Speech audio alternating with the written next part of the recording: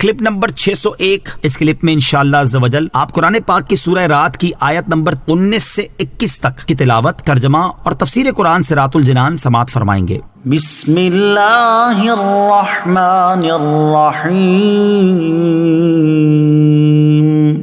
اللہ کے نام سے شروع جو نہایت مہربان رحمت والا ہے۔ افمن يعلم انما انزل اليك من ربك الحق كمن هو اعمى انما يتذكر اولو الالباب الذين يوفون بعهد الله ولا ينقضون الميثاق۔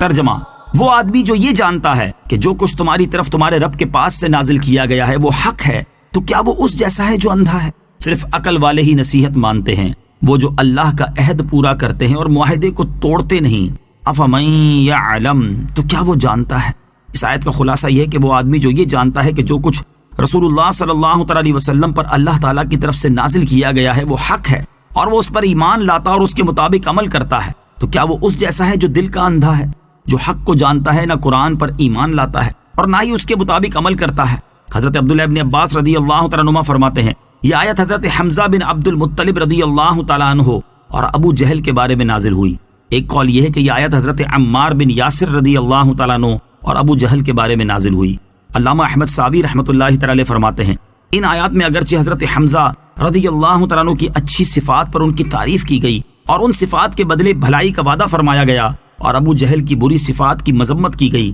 اور ان بری صفات کے بدلے برے انجام کی وعید سنائی گئی، لیکن چونکہ اعتبار الفاظ کے عموم کا ہوتا ہے نہ کہ سبب نزول کی خصوصیت کا، لہذا حضرت حمزہ رضی اللہ تعالیٰ عنہ کے لیے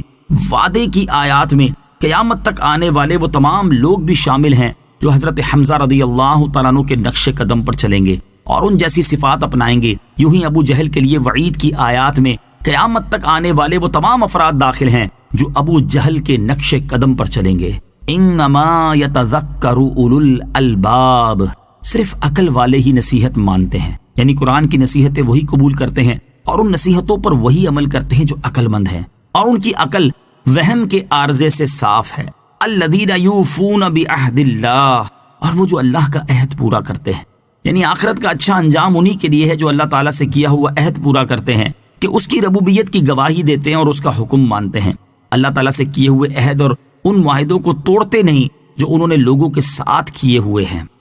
والذین یصلون ما امر اللہ به ان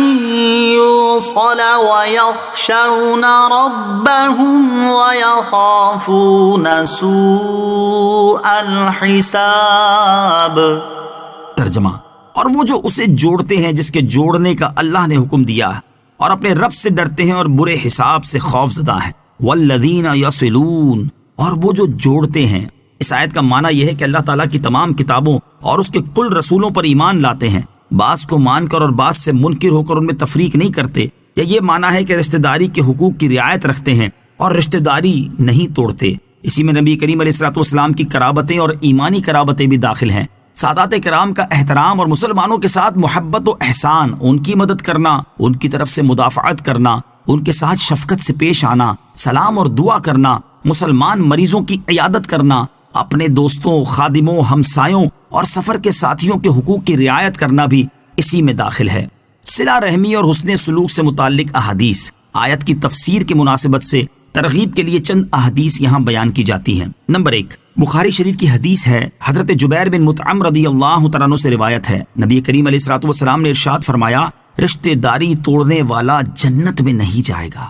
نمبر 2، بخاری شریف کی حدیث حضرت ابو ہریرہ رضی اللہ تعالیٰ عنہ سے روایت ہے، رسول کریم علیہ الصلوۃ والسلام نے ارشاد فرمایا، جس کو یہ بات اچھی لگتی ہے کہ اس کا رزق فراخ ہو اور اس کی عمر دراز ہو جائے تو اسے چاہیے کہ صلہ رحمی کیا کرے۔ نمبر 3، بخاری شریف کی حدیث حضرت عبداللہ ابن عمر رضی اللہ تعالیٰ عنہما سے روایت ہے، رسول اللہ صلی اللہ علیہ وسلم نے ارشاد فرمایا، بدلہ لینے والا صلہ رحمی کرنے والا نہیں بلکہ صلہ رحمی کرنے والا وہ ہے کہ جب اس سے رشتہ توڑا جائے تو وہ اسے جوڑے۔ نمبر 4، ترمذی شریف کی حدیث۔ حضرت عبداللہ ابن عباس رضی اللہ تعالیٰ عنہما سے روایت ہے، سرکار دو عالم علیہ الصلوۃ والسلام نے ارشاد فرمایا، وہ ہم میں سے نہیں جو ہمارے چھوٹوں پر رحم نہ کرے اور ہمارے بڑوں کی تعظیم نہ کرے اور اچھی باتوں کا حکم نہ کرے اور بری باتوں سے منع نہ کرے۔ نمبر 5، حضرت عبداللہ بن عمر رضی اللہ تعالیٰ عنہما سے روایت ہے اور یہ بھی ترمذی شریف کی حدیث ہے، رسول پاک علیہ الصلوۃ والسلام نے ارشاد فرمایا، اللہ تعالیٰ کے نزدیک ساتھیوں میں وہ بہتر ہے جو اپنے ساتھی کا خیر خواہ ہو، اور پڑوسیوں میں اللہ عز و جل کے نزدیک وہ بہتر ہے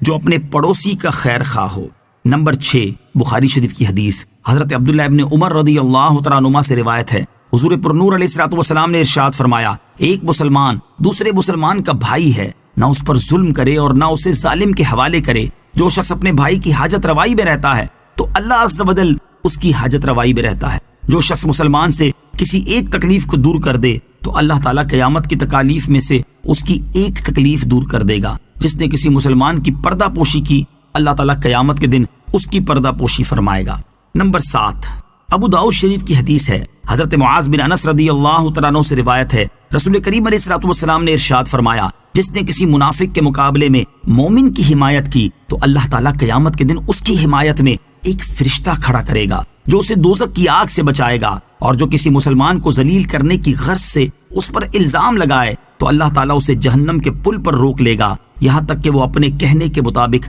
عذاب پالے۔ وَيَخْشَوْنَ رَبَّهُمْ، اور اپنے رب سے ڈرتے ہیں، یعنی اللہ تعالیٰ کے ساتھ کیے ہوئے عہد کو پورا کرنے اور صلہ رحمی وغیرہ جن چیزوں کا اللہ تعالیٰ نے حکم دیا ہے انہیں بجا لانے کے ساتھ ساتھ اللہ تعالیٰ سے ڈرتے بھی ہوں۔